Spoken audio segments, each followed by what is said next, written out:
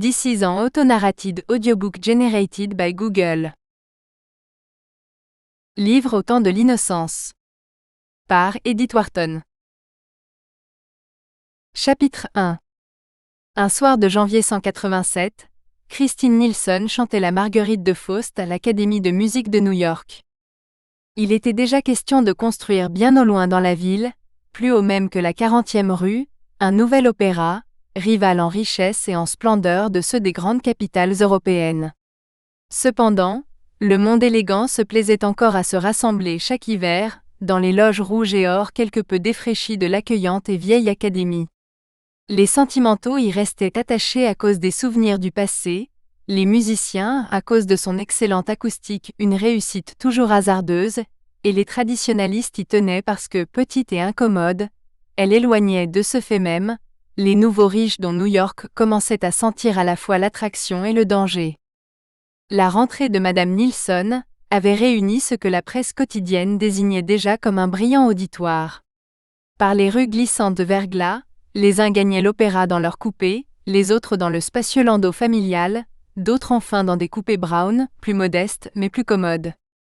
Venir à l'opéra dans un coupé Brown était presque aussi honorable que d'y arriver dans sa voiture privée, et au départ, on y gagnait de pouvoir grimper dans le premier Brown de la file, avec une plaisante allusion à ses principes démocratiques, sans attendre de voir luire sous le portique le nez rougi de froid de son cocher. C'avait été le coup de génie de Brown, le fameux loueur de voitures, d'avoir compris que les Américains sont encore plus pressés de quitter leur divertissement que de s'y rendre. Quand Newland Archer ouvrit la porte de la loge réservée à son cercle, le rideau venait de se lever sur la scène du jardin. Le jeune homme aurait pu arriver plus tôt, car il avait dîné à 7 heures, seul avec sa mère et sa sœur, et avait lentement fumé son cigare dans la bibliothèque aux meubles gothiques, la seule pièce où Mrs. Archer permettait qu'on fumât. Il s'était attardé d'abord, parce que New York n'était pas une de ces villes de second rang où l'on arrive à l'heure à l'opéra, et ce qui se fait ou ne se fait pas, jouait un rôle aussi important dans la vie de Newland Archer, que les terreurs superstitieuses dans les destinées de ses aïeux, des milliers d'années auparavant. Le second motif de son retard était tout personnel. Il avait flâné en fumant parce qu'étant au fond un dilettante, savourer d'avance un plaisir, lui donnait souvent une satisfaction plus subtile que le plaisir même. Cela était vrai surtout quand il s'agissait d'un plaisir délicat comme l'était du reste la plupart des siens, et dans cette occasion, le moment qu'il escomptait était d'une qualité si rare et si exquise, que s'il avait pu fixer avec le régisseur la minute précise de son arrivée, il n'aurait pu choisir un moment plus propice que celui où la prima donna chantait « Il m'aime, il ne m'aime pas, il m'aime », en laissant tomber avec les pétales d'une marguerite des notes limpides comme des gouttes de rosée. Naturellement, elle chantait « Mama » et non « Il m'aime », puisqu'une loi immuable et incontestée du monde musical voulait que le texte allemand d'un opéra français, chanté par des artistes suédois, fût traduit en italien, afin d'être plus facilement compris d'un public de langue anglaise. Ceci semblait aussi naturel à Newland Archer que toutes les autres conventions sur lesquelles sa vie était fondée, telles que le devoir de se servir de 2 brosses à dos d'argent, chiffrées d'émail bleu, pour faire sa raie, et de ne jamais paraître dans le monde sans une fleur à la boutonnière, de préférence un gardénia. « Mama non mama », chantait la prima donna et Mama, dans une explosion finale d'amour triomphant. Pressant sur ses lèvres la marguerite effeuillée, elle levait ses grands yeux sur le visage astucieux du petit ténor, Faust Capoul, qui, sanglé dans un pourpoint de velours violet, coiffé d'une toque emplumée, essayait vainement de paraître aussi sincère que sa candide victime. Newland Archer détourna les yeux de la scène, pour les plonger dans la loge d'en face. C'était celle de la vieille Mrs. Manson Mingot, qu'une monstrueuse obésité empêchait depuis longtemps de se rendre à l'opéra, mais qui s'y faisait toujours représenter, les jours de première, par quelques personnes de sa famille. Ce soir-là, le devant de la loge était occupé par sa belle-fille, Mrs. Lovell Mingot, et par sa nièce, Mrs. Wayland. Et un peu en arrière des matrones embrocardées était assise une jeune fille en toilette blanche, dont les yeux extasiés ne quittaient pas les amants sur la scène. Comme le mama de Madame Nilsson vibrait dans la salle silencieuse, les loges se taisaient toujours pendant l'air de la Marguerite, un incarnat plus vif monta aux joues de la jeune fille, embrasant son front jusqu'aux racines de ses tresses cendrées et envahissant le contour de sa jeune poitrine, où une modeste guimpe de tulle était attachée par un seul gardénia. Elle abaissa les yeux sur l'énorme bouquet de muguet posé sur ses genoux, et Newland Archer la vit caresser doucement les fleurs du bout de ses doigts gantés de blanc. Il poussa un soupir satisfait, et se retourna vers la scène. Aucune dépense n'avait été épargnée pour les décors, dont la beauté satisfaisait même les familiers des opéras de Paris et de Vienne. Le devant de la scène, jusqu'à la rampe, était recouvert d'un drap vert émeraude. Au second plan, dans des parterres symétriques, en laine verte moussue, et bordés d'arceaux de croquet, étaient plantés des arbustes en forme d'oranger, mais fleuris de roses variées. Sous ces rosiers dans la mousse, poussaient des pensées gigantesques, toutes pareilles à ces essuie-plumes que les vieilles filles brodent pour leurs pasteurs. Ça et là, une marguerite s'épanouissait sur une branche de rosier, présageant déjà les futurs prodiges du célèbre horticulteur Luther Burbank. Au centre de ce jardin enchanté, Madame Nilsson écoutait les déclarations passionnées de Monsieur Capoul. Elle était vêtue d'une robe de cachemire blanc, ornée de crevés de satin bleu de ciel. Une aumônière pendait de sa ceinture bleue, et ses épaisses nattes jaunes étaient soigneusement disposées de chaque côté de sa chemisette de mousseline. Elle affectait une ignorance ingénue, lorsque de la parole et du regard, l'amoureux lui indiquait la fenêtre du rez-de-chaussée du pimpant chalet de briques qui sortait de biais de la coulisse droite. L'adorable enfant, pensa Newland Archer, son regard revenant vers la jeune fille au muguet, elle ne se doute même pas de ce que cela veut dire. Et il contempla le joli visage pensif avec un frémissement, où l'orgueil de son initiation masculine se mêlait à un tendre respect pour la pureté profonde de la jeune fille. Nous lirons Faust ensemble au bord des lacs italiens, se dit-il, les scènes de sa future lune de miel se confondant vaguement dans sa pensée avec les chefs-d'œuvre de la littérature que son privilège d'époux lui réservait de révéler à sa jeune femme. C'était seulement dans ce même après-midi que May Welland lui avait permis de deviner ses sentiments, et déjà les rêves du jeune homme, allant plus loin que la bague de fiançailles, le premier baiser et la marche nuptiale de Lohengrin, la lui représentaient à ses côtés dans quelques paysages magiques de la vieille Europe.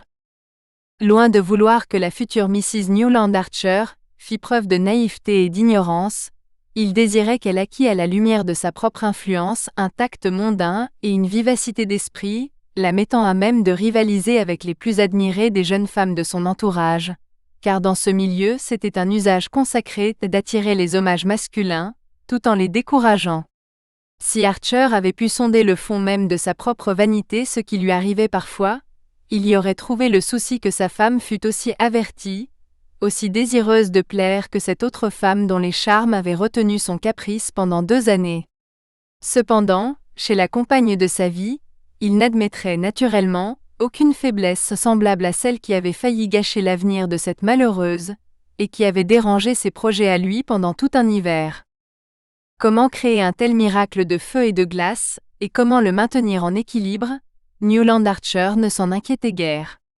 Il se contentait de ce point de vue sans l'analyser, le sachant partagé par tous ces messieurs, giletés de blanc, aux boutonnières fleuries, qui se succédaient dans la loge du cercle, échangeant avec lui de légers propos, et lorgnant en amateurs les femmes qui étaient les produits de ce système. Par sa culture intellectuelle et artistique, le jeune homme se sentait nettement supérieur à ces spécimens choisis dans le gratin du vieux New York.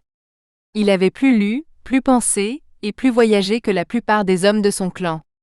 Isolément, ceux-ci trahissaient leur médiocrité intellectuelle, mais en bloc ils représentaient New York, et par une habitude de solidarité masculine, Newland Archer acceptait leur code en fait de morale.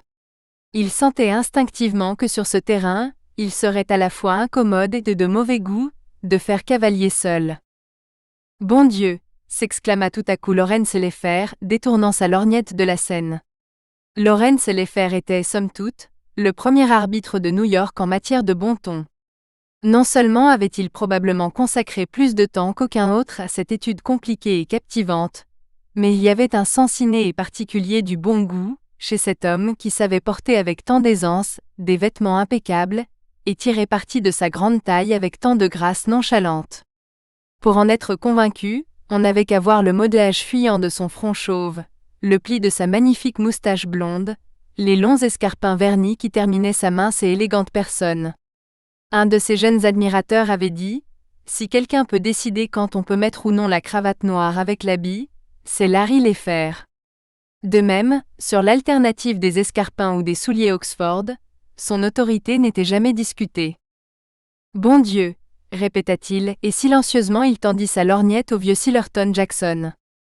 Newland Archer suivit le regard de Leffer et vit avec surprise que son exclamation avait été occasionnée par l'entrée d'une jeune femme dans la loge de Mrs. Mingot. Cette jeune femme était svelte, un peu moins grande que May Welland, et ses cheveux bruns, coiffés en boucles serrées contre ses tempes, étaient encerclés d'une étroite bande de diamants. Le style de cette coiffure, lui donnant ce qu'on appelait alors une allure joséphine, était souligné par la coupe un peu théâtrale de sa robe de velours bleu corbeau, serrée sous la poitrine par une ceinture que retenait une grande agrafe ancienne. La jeune femme, qui semblait inconsciente de l'attention qu'attirait sa toilette originale, s'arrêta un moment, refusant du geste la place que Mrs. Welland voulait lui céder à droite de la loge. Puis, avec un léger sourire, elle se soumit et s'y installa à côté de Mrs. Lovell Mingot. Mr. Sillerton Jackson avait rendu la jumelle à Lawrence Leffer. Tous les messieurs de la loge se retournèrent pour écouter ce qu'allait dire Mr. Jackson, car son autorité sur le chapitre famille était aussi incontestée que celle de Lawrence Leffer sur le chapitre bon ton.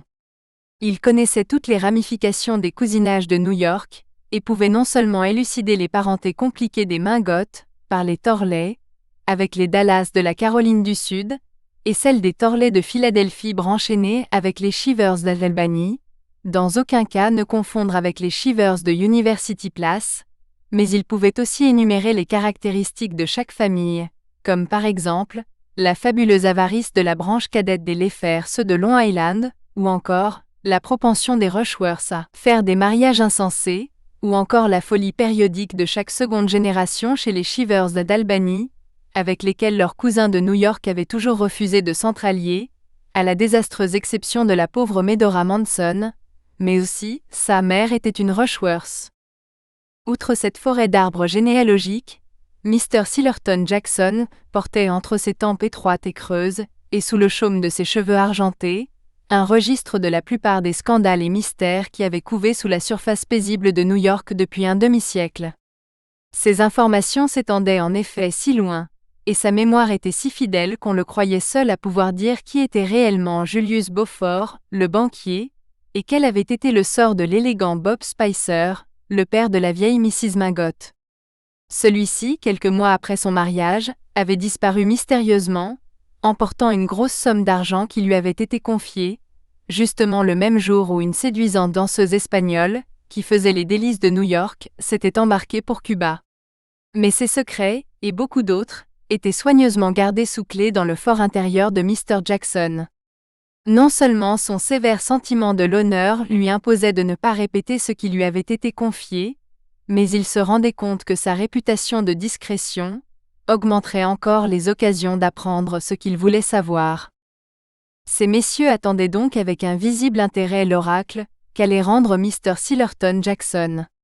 De ses yeux bleus troubles, ombragés de vieilles paupières sillonnées de veines, il scruta en silence la loge de Mrs. Mingot, puis, relevant sa moustache d'un air songeur, il dit simplement « Je n'aurais jamais cru que les Mingot oseraient cela. » Fin du chapitre.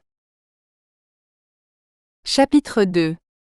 Newland Archer, pendant ce bref incident, s'était senti dans un étrange embarras. Il lui était désagréable que la loge où sa fiancée se trouvait assise entre sa mère et sa tante devint le point de mire de toute la curiosité masculine de New York. Il ne put d'abord identifier la dame en robe empire, ni comprendre pourquoi sa présence suscitait un tel émoi parmi les initiés. Puis subitement, il comprit, et il eut un sursaut d'indignation.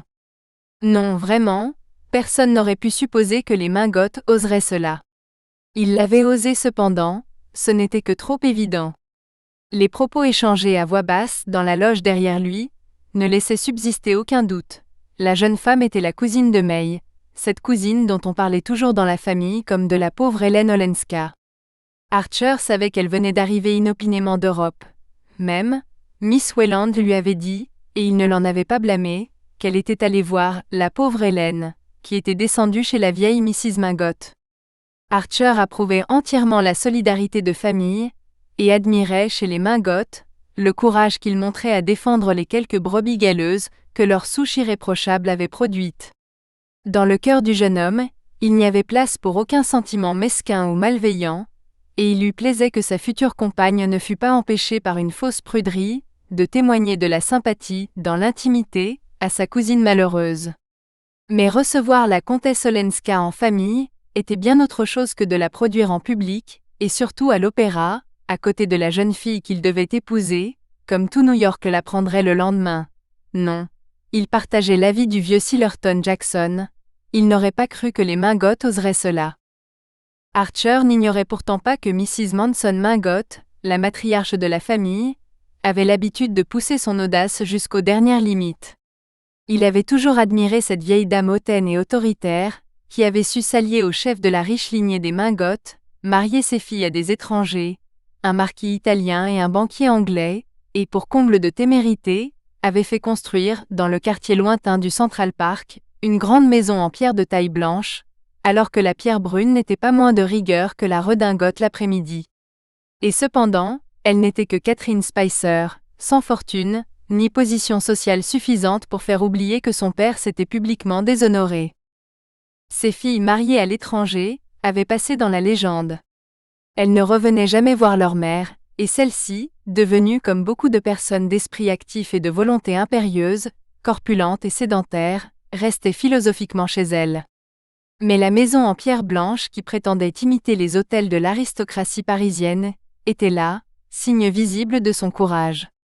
Elle y trônait, entourée de meubles du XVIIIe siècle, et de souvenirs de Louis-Napoléon car elle avait brillé aux Tuileries dans son été, elle y trônait avec une placidité complète, comme s'il n'y avait rien d'extraordinaire à vivre au-delà de la 34e rue, et dans une maison, où les fenêtres n'étaient pas à guillotine, mais ouvraient comme des portes à la française.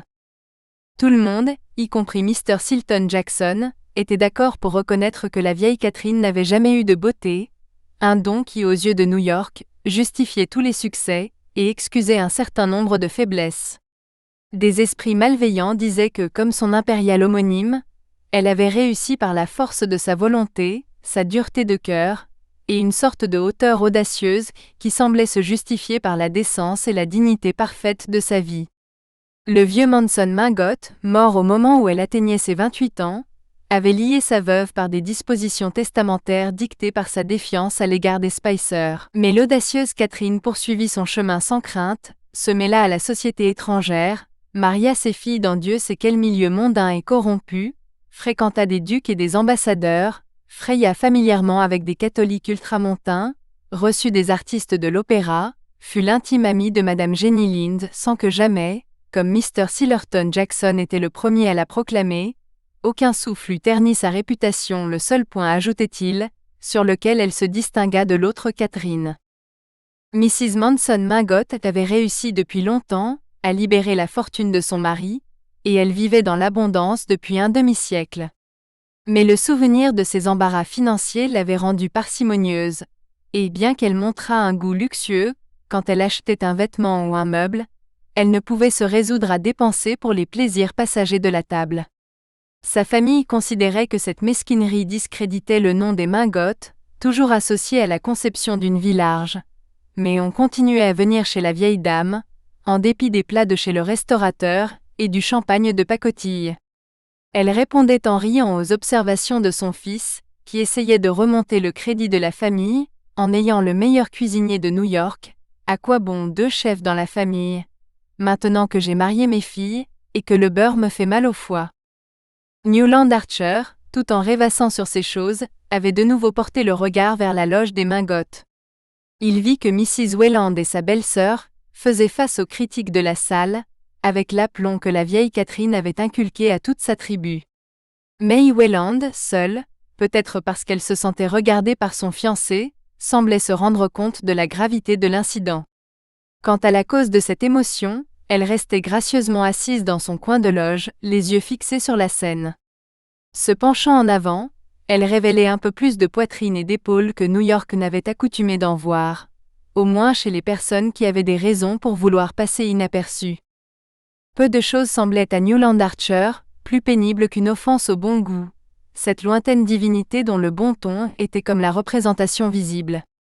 Le visage pâle et sérieux de la comtesse Olenska lui semblait convenir à la fois à la circonstance et à son malheur. Par là, elle lui plaisait, mais la manière dont le velours libre du corsage glissait de ses fines épaules le choquait et le troublait.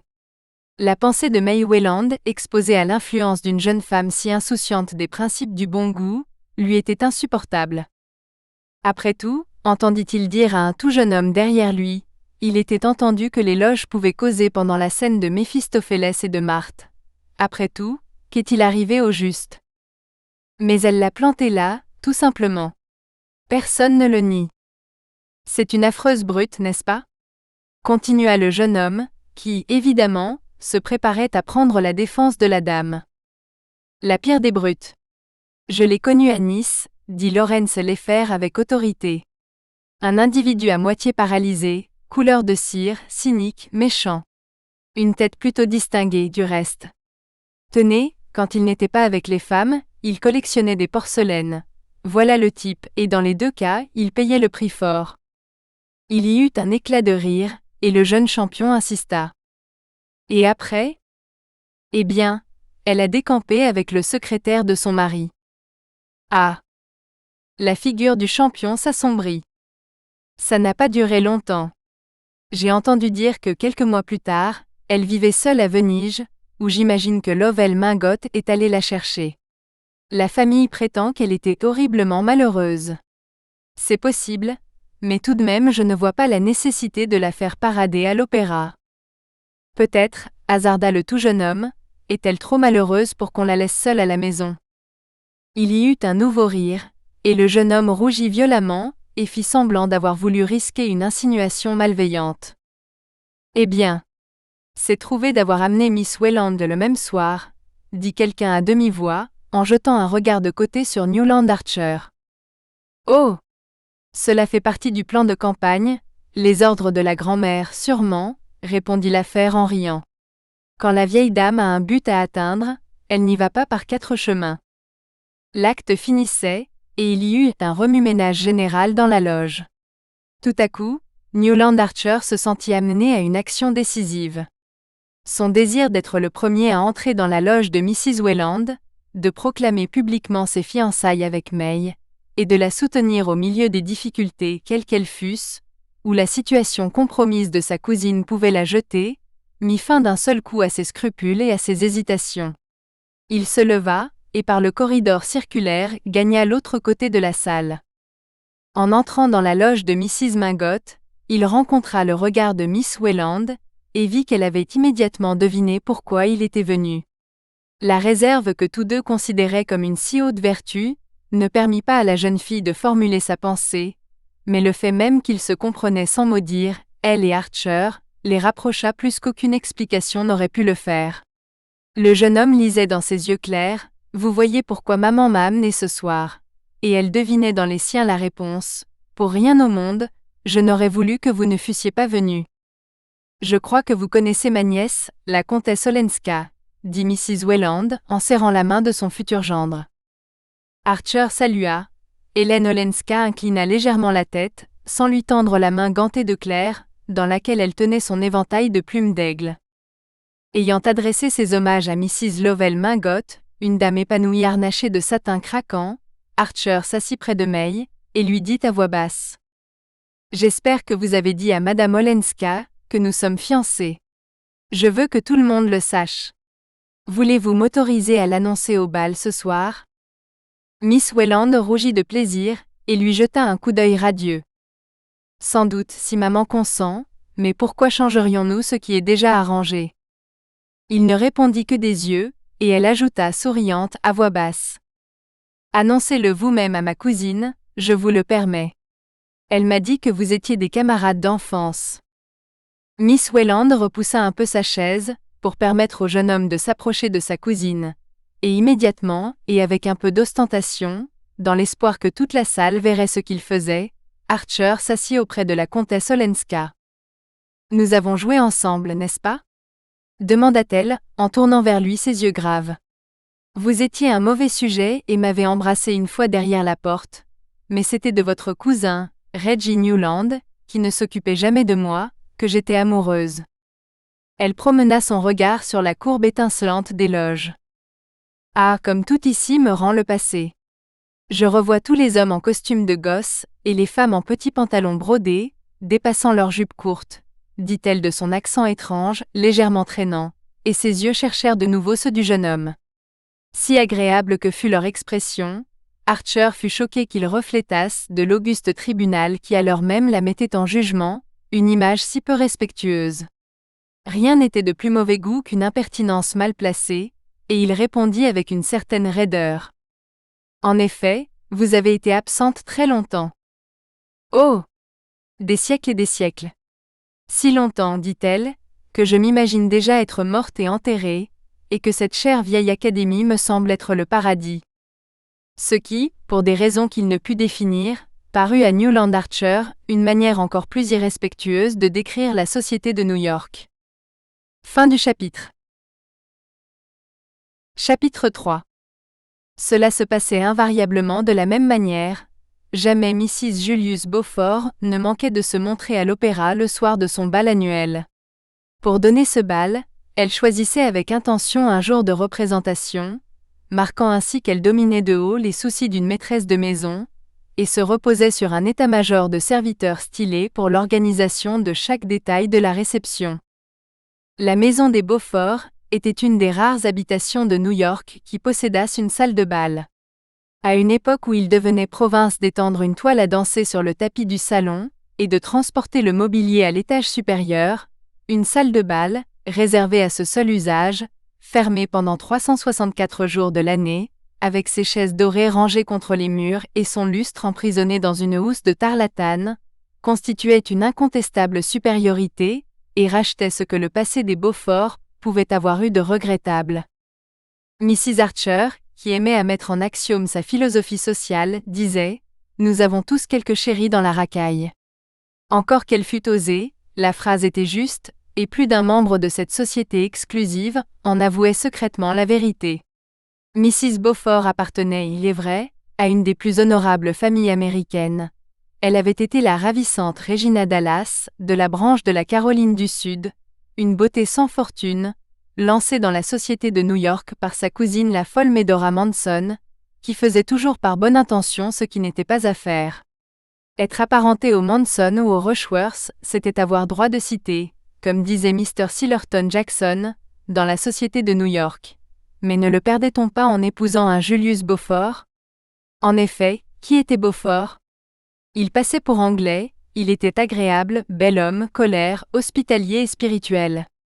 Arrivé en Amérique muni de lettres de recommandation du gendre de Mrs. Manson Mingot, le banquier anglais, il s'était créé rapidement une importante situation dans le monde des affaires.